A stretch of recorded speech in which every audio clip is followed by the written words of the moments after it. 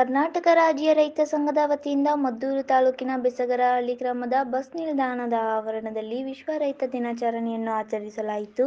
ಕಾರ್ಯಕ್ರಮದಲ್ಲಿ ರೈತ ನಾಯಕನಾದ K S Puttannaiah, Konasale Narasaraju, Valagerehalli Ashok, M D Sundaresh, pro Nanjundaswamy ಸೇರಿದಂತೆ ಇತರರು ಸ್ಮರಿಸಲಾಯಿತು. ಕಾರ್ಯಕ್ರಮದಲ್ಲಿ ರೈತ ನಾಯಕರಾದ ಕೆಎಸ್ ಪುಟ್ಟಣ್ಣಯ್ಯ, ಕೋಣಸಾಲೆ ನರಸರಾಜು, ವಳಗೆರೆಹಳ್ಳಿ ಅಶೋಕ್, ಎಂಡಿ ಸುಂದರೇಶ್, ನಂಜುಂಡಸ್ವಾಮಿ ಸೇರಿದಂತೆ ಇತರರನ್ನು ಸ್ಮರಿಸಲಾಯಿತು. ಕನ್ನಡ ಸಾಹಿತ್ಯ ಪರಿಷತ್ ತಾಲೂಕು ಘಟಕದ ಅಧ್ಯಕ್ಷೆ ವಳಗೆರೆಹಳ್ಳಿ ವಿಸಿ ಉಮಾಶಂಕರ್ ಅವರು ಮಾತನಾಡಿ, ರೈತರು ಬೆಳೆದ ಬೆಳೆಗಳಿಗೆ ಬೆಂಬಲ ಬೆಲೆ ದೊರೆಯುತ್ತಿಲ್ಲ. ರೈತರ ವಿಷಯದಲ್ಲಿ ಸರ್ಕಾರಗಳು ಧನಾತ್ಮಕವಾದ ನಿರ್ಧಾರಗಳನ್ನು ತೆಗೆದುಕೊಳ್ಳುತ್ತಿಲ್ಲ.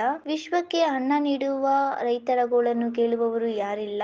ಗ್ರಾಮೀಣ ಮತ್ತು ನಗರ ಪ್ರದೇಶದ ಪ್ರತಿಯೊಬ್ಬರು ರೈತನ ಶ್ರಮಕ್ಕೆ ಬೆಲೆ ನೀಡಬೇಕಾದದ್ದು ಅಗತ್ಯವಾಗಿದೆ ಎಂದರು. ರೈತ ಸಾಲಗಾರನಲ್ಲ, ಸರ್ಕಾರವೇ ಬಾಕಿದಾರ ಎಂಬ ನಂಜುಂಡಸ್ವಾಮಿಯವರ ಮಾತನ್ನು ರೈತ ಸಂಘದ ಕಾರ್ಯಕರ್ತರು ಅಳವಡಿಸಿಕೊಳ್ಳಬೇಕು.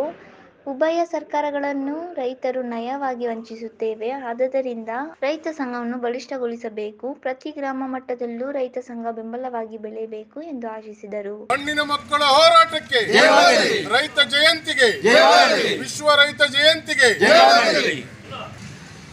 ರೈತ ಸಾಲಗಾರನಲ್ಲ, ಸರ್ಕಾರವೇ ಬಾಕಿದಾರ ಎಂಬತಕ್ಕಂಥ ವೇದವಾಕ್ಯದೊಂದಿಗೆ ಲಕ್ಷಾಂತರ ರೈತ ಮಕ್ಕಳಿಗೆ ದೀಕ್ಷೆಯನ್ನು ಕೊಟ್ಟಂತಹ ಪ್ರೊಫೆಸರ್ ನಂಜುಂಡಸ್ವಾಮಿರವರು ಮತ್ತು ರೈತ ನಾಯಕರಾದಂಥ ಕೆಎಸ್ ಪುಟ್ಟಣ್ಣಯ್ಯನವರು, ರುದ್ರೇಶು ಮತ್ತು ರುದ್ರಪ್ಪ, ಎಲ್ಲ ರೈತ ಹೋರಾಟಗಾರರನ್ನು, ವಳಗೆರೆಹಳ್ಳಿ ಅಶೋಕಣ್ಣ, ಕೋಣಸಾಲೆ ನರಸರಾಜಣ್ಣ ಮತ್ತು 82ರ ದಶಕದಲ್ಲಿ ಅವತ್ತು ಪೊಲೀಸರ ಗುಂಡೇಟಿಗೆ ಬಲಿಯಾದಂಥ ವೀರ ಯೋಧ ವಳಗೆರೆಹಳ್ಳಿಯ ನಾಥಪ್ಪ ಮತ್ತು ಗೆಜ್ಜಲಗೆರೆಯ ಸಿದ್ದಪ್ಪರವರನ್ನು ಸ್ಮರಣೆಯನ್ನು ಮಾಡ್ಕೊಳ್ತಾ ಇವತ್ತು ದೇಶಕ್ಕೆ, ಇಡೀ ವಿಶ್ವಕ್ಕೆ ಅನ್ನ ಹಾಕುವಂಥ ವಿಜ್ಞಾನಿ ಇವತ್ತು ರೈತ ಸಂಕುಲದ ರೈತ ದಿನಾಚರಣೆಯನ್ನು ಬಹಳ ವಿಜೃಂಭಣೆಯಾಗಿ ಇವತ್ತು ಬೆಸಗರಹಳ್ಳಿ ವೃತ್ತದಲ್ಲಿ ನೀವೆಲ್ಲರೂ ಕೂಡ ಆಚರಣೆಯನ್ನು ಮಾಡ್ತಾ ಇದ್ದೀರಿ.